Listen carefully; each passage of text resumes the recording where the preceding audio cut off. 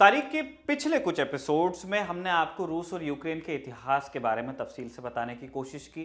1200 साल पहले कीवन रूस साम्राज्य से शुरू होकर कहानी पहुंची 17वीं शताब्दी में। तब रूस और जिसे अब यूक्रेन कहा जाता है वो देश, उसका पूर्ववर्ती साम्राज्य के बीच एक संधि हुई थी, जिसके बाद यूक्रेन धीरे धीरे पूरी तरह रूस की गिरफ्त में आ गया। फिर 1917 में सोवियत संघ का गठन हुआ और इसका एक हिस्सा सोवियत यूक्रेन भी बना। इस कहानी में अगला पड़ाव था साल 1991। तब सोवियत संघ का विघटन हुआ और यूक्रेन एक अलग आजाद देश के रूप में स्थापित हुआ। एक संधि भी हुई जिसके तहत यूक्रेन ने अपने सारे न्यूक्लियर हथियार रूस को सौंप दिए और बदले में रूस ने वादा किया कि वो कभी यूक्रेन की धरती पर हमला नहीं करेगा। फिर इन देशों के इतिहास में एंट्री हुई एक शख्स की, व्लादिमीर पुतिन। यूक्रेन के बारे में पुतिन अपने शुरुआती दिनों में क्या सोचते थे, ये जानने के लिए उनका एक पुराना बयान मिलता है, जिसमें पुतिन कहते हैं कि सोवियत संघ का विघटन पिछली सदी की सबसे बड़ी दुर्घटना थी। यानी पुतिन की नजर में सोवियत संघ का टूटना द्वितीय विश्व युद्ध और होलोकास्ट से भी बड़ी दुर्घटना थी। रूस और यूक्रेन के बीच पहले सैनिक टकराव की शुरुआत हुई साल 2014 में। फरवरी महीने में रूस के टैंक क्रीमिया में घुसे और उसे अपने कब्जे में ले लिया। एक जनमत संग्रह कराया गया, लेकिन उस जनमत संग्रह को आज तक यानी कि साल 2022 तक दुनिया ने मान्यता नहीं दी है, दुनिया के ज्यादातर बड़े देशों ने। 2014 में क्रीमिया में रूस की एंट्री अचानक नहीं हुई थी, मतलब यूं ही फैसला नहीं ले लिया गया था। इसका कारण था एक आंदोलन जो यूक्रेन की राजधानी कीव में शुरू हुआ था और जिस आंदोलन ने यूक्रेन के राष्ट्रपति विक्टर यानुकोविच को यूक्रेन छोड़कर भागने पर मजबूर कर दिया था। यही वो आंदोलन था जिसने यूक्रेन और रूस को कॉन्फ्लिक्ट की राह पर ला खड़ा किया, हम जिसका परिणाम 2022 में हो रहे युद्ध की शक्ल में देख भी रहे हैं। नमस्कार, मेरा नाम है निखिल और आप देख रहे हैं तारीख की ये खास सीरीज, जिसमें हम आपको बताने की कोशिश कर रहे हैं कि रूस और यूक्रेन का इतिहास क्या था, ताकि तस्वीर कुछ साफ हो कि वर्तमान रूस यूक्रेन युद्ध में झगड़े की जड़ क्या है और इस संघर्ष की शुरुआत कहां से होती है। Brought to you by Kuku FM. Download the app now. शुरुआत से पहले आपको बता दें कि तारीख के इस एपिसोड के साझेदार हैं कुकू एफएम ऐप। ये लाए हैं ललन टॉप के दर्शकों के लिए एक खास ऑफर। कुकू एफएम ऐप का प्रीमियम सब्सक्रिप्शन लेने वाले पहले 250 लोगों को मिलेगा 50% का डिस्काउंट। इसके लिए आपको यूज करना होगा LT50 ये कोड। कुकू एफएम भारत में पॉडकास्टिंग के सबसे बड़े प्लेटफॉर्म्स में से एक है, जिस पर 1000 घंटे से भी ज्यादा का कंटेंट मौजूद है। साथ ही इस ऐप पर आपको मिलेंगी जाने माने वर्ल्ड लीडर्स की जीवनी, आत्मकथाएं, ढेरों उपन्यास और कई तरह की ऑडियो बुक्स। जितने स्पीड से हम पढ़ रहे हैं उससे भी ज्यादा ऑडियो बुक्स। लेकिन याद रखिए, LT50 ये कोड सिर्फ पहले 250 प्रीमियम सब्सक्रिप्शंस पर ही मिलेगा। बाकी जानकारी के लिए आप डिस्क्रिप्शन में दिया लिंक देख सकते हैं। लौटते हैं किस्से पर, रूस यूक्रेन युद्ध वाले। नवंबर 2013 में यूक्रेन के ट्विटर वर्ल्ड में एक नए अकाउंट ने पदार्पण किया। यूरो मैदान नाम के ट्विटर अकाउंट से यूक्रेन में एक नई क्रांति का लेखा जोखा दुनिया को बयान किया जा रहा था। अब पहले तो इस शब्द का अर्थ समझते हैं। यूरो मैदान, दो शब्द हैं, यूरो और मैदान। यूरो का मतलब यूरोप से है और मैदान का अर्थ है पब्लिक स्क्वायर, चौराहा। मैदान शब्द यूक्रेनियन बोली में ऑटोमन एम्पायर के दिनों में जुड़ा और यहां इसका उपयोग यूक्रेन की राजधानी कीव में स्थित पब्लिक स्क्वायर के लिए हुआ, जिसे इंडिपेंडेंस स्क्वायर के नाम से भी जाना जाता है। एक पॉपुलर टूरिस्ट डेस्टिनेशन है। अब कैसे हुई यूरो मैदान प्रोटेस्ट की शुरुआत? पहला पड़ाव था यूक्रेन और यूरोपियन यूनियन का समझौता। 30 मार्च 2012 की बात है। यह दिन यूक्रेन के लिए बहुत खास था। कई सालों से यूक्रेन चाह रहा था कि वो रूस के प्रभाव से निकलकर पश्चिम के साथ रिश्ता बनाए। उस रोज इस रिश्ते की शुरुआत हुई। यूक्रेन और यूरोपियन यूनियन ने एक समझौते की शुरुआत की। यह समझौता कहता था कि यूक्रेन को अपने देश में ऐसे आर्थिक, न्यायिक और वित्तीय सुधार करने होंगे जो यूरोपियन यूनियन के मानकों के मुताबिक हो। बदले में यूरोपियन यूनियन यूक्रेन को पॉलिटिकल और फाइनेंशियल सपोर्ट देने के लिए राजी हुआ। साथ ही यूक्रेन को यूरोपियन यूनियन के बाजारों में तरजीह देने की बात भी समझौते में थी। इसके अलावा यह समझौता डिफेंस सेक्टर में एक दूसरे को सहयोग देने की बात भी करता था। हालांकि समझौते को उसके अंजाम तक ले जाना यूक्रेन के लिए इतना आसान नहीं था, क्योंकि यूरोपियन यूनियन के नेताओं ने साफ कह दिया था कि समझौते की पुष्टि तब तक नहीं की जाएगी जब तक कि यूक्रेन अपने देश में लोकतांत्रिक और कानून व्यवस्था के मसलों को संबोधित नहीं करता, हल नहीं करता, एड्रेस नहीं करता। उसी को संबोधन हमने कह दिया। यूक्रेन इसके लिए तैयार भी हो गया। यूक्रेन की संसद का नाम है वर्खोवाजा राडा। साल 2013 की शुरुआत में यूक्रेन के राष्ट्रपति विक्टर यानुकोविच ने वर्खोवाजा राडा में कुछ नए कानून पेश किए और संसद से इन कानूनों को अपनाने का आग्रह किया, ताकि यूक्रेन यूरोपियन यूनियन के मापदंडों को पूरा कर सके। अब रूस इस पूरे मामले पर नजर बनाए हुए था। यूरोप से समझौते के यूक्रेनी नेगोशिएटर्स में से एक पावलो क्लिमकिन के अनुसार शुरू में रूसियों को विश्वास था ही नहीं कि यूक्रेन और यूरोपियन यूनियन के बीच कोई समझौता ठोस शक्ल ले पाएगा। उन्होंने यूक्रेन के समझौते पर बातचीत करने की क्षमता और समझौते को लागू करने की प्रतिबद्धता में विश्वास नहीं किया था। रूस का रिएक्शन क्या रहा इस पे? यूक्रेन की संसद ने जैसे ही नए कानूनों को पास किया, रूस ने यूक्रेन पर प्रेशर डालने की कोशिश की। 14 अगस्त 2013 को रूस ने ऐलान किया कि वो यूक्रेन से आने वाले सभी सामानों पर रोक लगा देगा। रूस तब भी यूक्रेन का सबसे बड़ा व्यापारिक साझेदार था, इसीलिए रूस के इस कदम से यूक्रेन के औद्योगिक उत्पादन में गिरावट शुरू हो गई, इकॉनमी पर असर पड़ा और पुतिन और यानुकोविच के बीच अंदर खाने एक डील हुई। इसके बाद 21 नवंबर 2013 को यूक्रेन की सरकार ने एक कानून जारी करते हुए कहा, यूरोप के साथ समझौते पर हस्ताक्षर करने की तैयारी को हमने निलंबन उसका कर दिया है। डिक्री से किया, एक आदेश निकाला।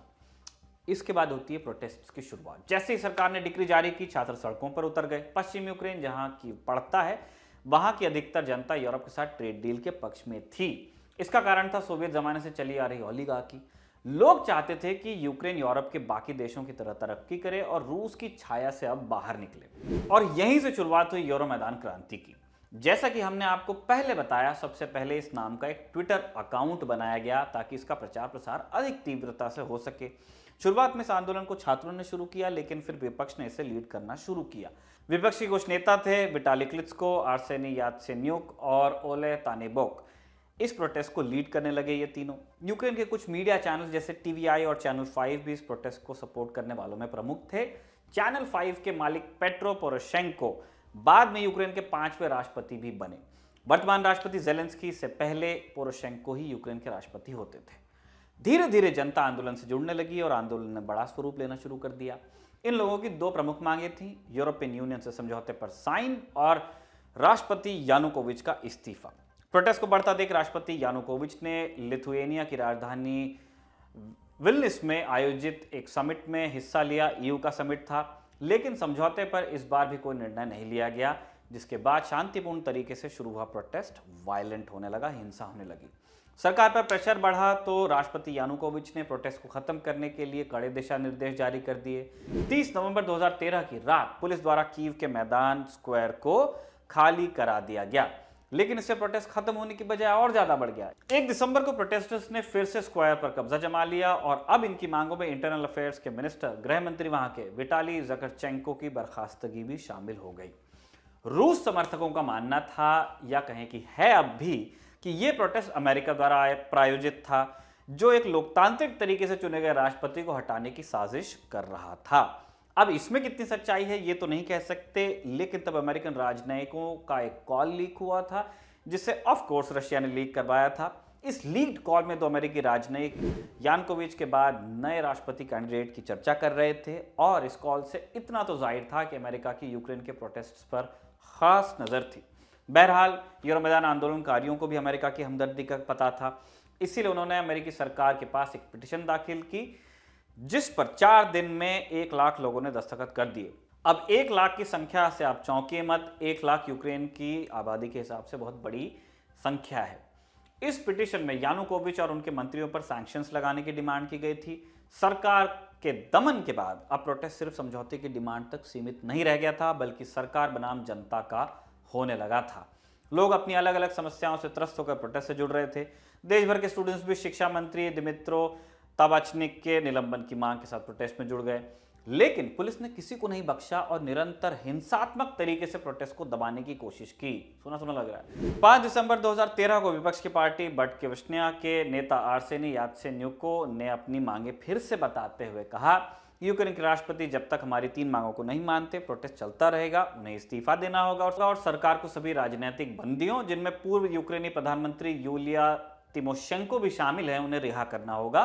इसके अलावा प्रोटेस्ट कर रहे लोगों पर लगे सभी आपराधिक मामले भी वापस लेने होंगे, और जिन पुलिस अधिकारियों ने बच्चों की अवैध पिटाई की, ज्यादातर छात्र थे, उन सभी को गिरफ्तार करवाना होगा। ये मांगे थी।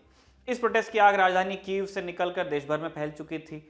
अब लाखों लोग इस प्रोटेस्ट का हिस्सा बन चुके थे। अंततः पुलिस और प्रोटेस्टर्स के बीच यह हिंसक भिड़ंत 21 फरवरी 2014 को तब जाकर खत्म हुई, जब राष्ट्रपति यानुकोविच ने विपक्ष के नेताओं के साथ एक अग्रीमेंट साइन किया। इस एग्रीमेंट को साइन करवाने में रूस और ईयू ने मध्यस्थता की थी। एग्रीमेंट के साइन होने के अगले ही दिन यानी 22 फरवरी को यानुकोविच देश छोड़कर भाग गए, जिसके बाद यूक्रेन की संसद ने उन्हें राष्ट्रपति पद से बेदखल कर दिया। रूस समर्थक धड़े का कहना है कि संसद का यह कदम असंवैधानिक था और इस पर बहस साल 2022 में भी चलती जा रही है।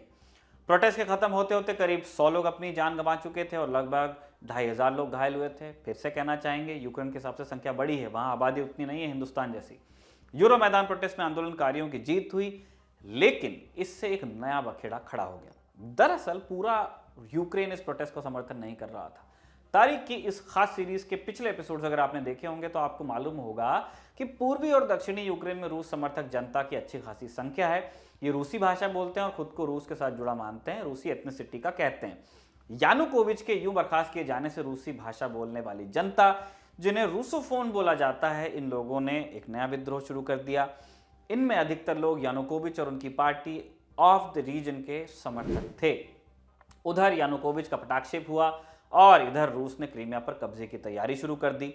दक्षिण और पूर्वी यूक्रेन में जो नया विद्रोह खड़ा हुआ था, उसी बहाने से रूस क्रीमिया में एंटर हुआ और उसे अपने पक्ष में कर लिया। यह सच है कि क्रीमिया में हुए जनमत संग्रह में रूस के पक्ष में 90% से अधिक क्रीमियाई लोगों ने वोट दिया, लेकिन चूंकि यह जनमत संग्रह बिना यूक्रेन की सहमति के हुआ था और रूस ने जनमत संग्रह से पहले ही सेना की कार्रवाई शुरू कर दी थी, इसलिए अंतरराष्ट्रीय कम्युनिटी ने कभी रूस के अधिकार को स्वीकार नहीं किया क्रीमिया में। आपके लिए एपिसोड लिखा था हमारे साथ इंटर्नशिप कर रहे हैं अंचल खरे ने, उनकी मदद की थी हमेशा की तरह कमल जी ने, और कैमरे के पीछे से रिकॉर्ड कर रहे थे हमारे साथी जतिन। देश और दुनिया की तमाम खबरों के लिए देखते रहिए द ललन टॉप। नमस्कार।